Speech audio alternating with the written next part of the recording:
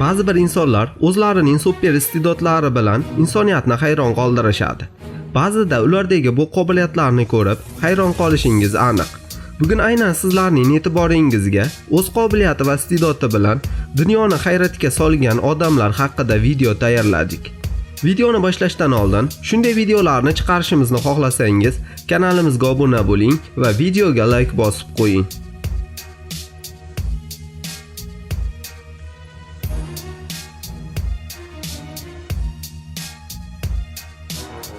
Biz hammamiz ba'zan 1-2 kun oldin gaplashgan yoki ko'rgan eng oddiy narsalarni ham unutamiz. Bu aslida insonning juda oddiy xatti-harakati. Holbuki Gollywoodning mashhur aktrisalaridan biri Maliru Henner hayotining so'nggi 40 yildagi har bir tafsilotlarini xotiraning haddan tashqari kuchayishi natijasida yuzaga kelgan gipermneziya sindromi tufayli eslab qoladi. 1970-yillarning oxiri va 80-yillarning birinchi yarmida o'z nomini tarixga qoldirgan Taxi komediya serialida bosh rolni o'ynagan Hennerning bu xususiyati hatto olimlarni ham hayratda qoldiradi. Henner so'nggi 40 yil ichida qilgan va ko'rgan hamma narsasini kunning ob-havosigacha 99% aniqlik bilan eslay oladi. Bu xususiyat hozirgacha dunyoda atiga 12 kishida kuzatilgan.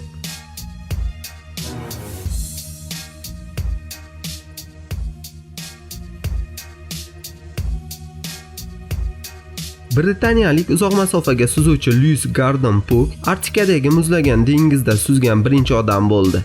2005-yil 19-avgust kuni ertalab Puck Norvegiya shimolidagi Spitsbergen orol yaqinidagi dengizga sakrab tushdi. Ilgari hech kim jur'at etmagan sinovdan o'tishga uringan Puck muzlagan suvda suza boshladi. Oddiy odam bir necha daqiqada o'lishi mumkin bo'lgan suvlarda suzayotgan Puck kechga yaqin Verlegen Hokken oroliga yetib keldi.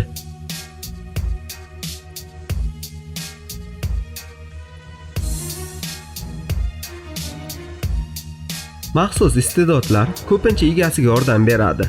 Ammo Shotlandiyada yashovchi nafaqadagi hamshira Joy Milne uchun vaziyat juda ham boshqacha. 68 yoshli ayol Parkinson kasalligini hididan taniy oladi. U birinchi marta bu hidni turmush o'rtog'i Lesga Parkinson kasalligi tashxisi qo'yilganidan 12 yil oldin sezgan. Biroq yillar o'tib, u eri bilan qatnashgan bemorlarni qo'llab-quvvatlash dasturi davomida xonadagi barcha bemorlardan bir xil hid kelayotganini ko'rib, u hidlagan hid Parkinsonga xos ekanligini tushungan.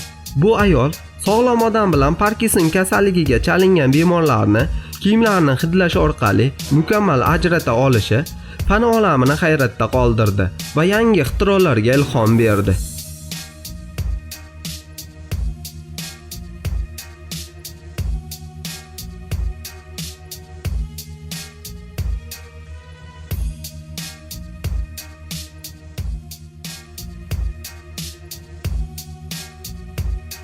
Odamlar o'zlarini yoshroq his qilish va kasal bo'lmaslik uchun turli xil usullarga murojaat qilishadi.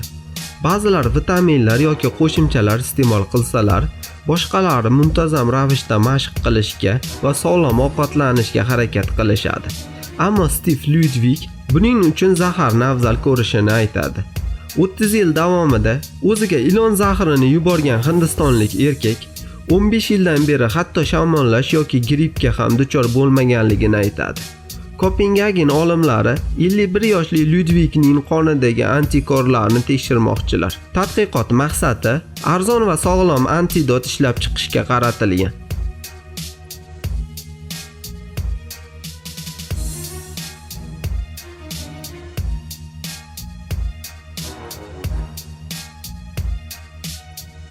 Erkin suvga sakrash bo'yicha jahon chempioni, sportchi, nafas olish tizimi mutaxassisi Severinson o'zi ishtirok etgan maxsus dasturda 22 daqiqa suv ostida nafasini ushlab, o'z nomini Guinnessning rekordlar kitobiga yozdi.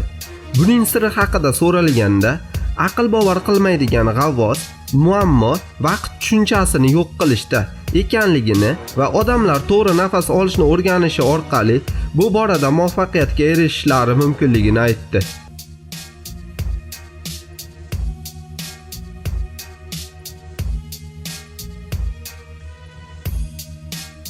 Hindistonning o'rgimchak odami sifatida tanilgan Jyoti Rajning aytishicha, yuqoriga ko'tarilish uning uchun tug'ma hobbidir. Yerdan 300 metr balandlikda faqat qo'l-oyoqlarni ishlatib, hech qanday ehtiyoj vositalarini ishlatmagan holda ko'tarilgan Rajni maymunlar qiroli deb ham atashadi. Chunki ko'tarilish vaqtida maymunlarning qilgan ishlariga taqlid qilib, o'zi bormagan joylarga borib, yuqori tepaliklarga chiqishga muvaffaq bo'ladi. Bir necha yillar oldin o'zi ishlagan qurilish maydonchalarining binolari ustiga chiqish orqali bu qobiliyatlarini anglagan Jyoti toqqa chiqishda hech qanday qo'rquvni his qilmasligini aytadi.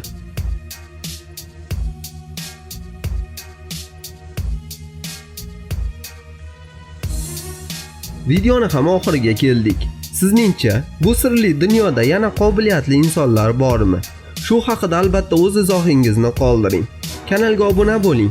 Xayr, salomat bo'ling.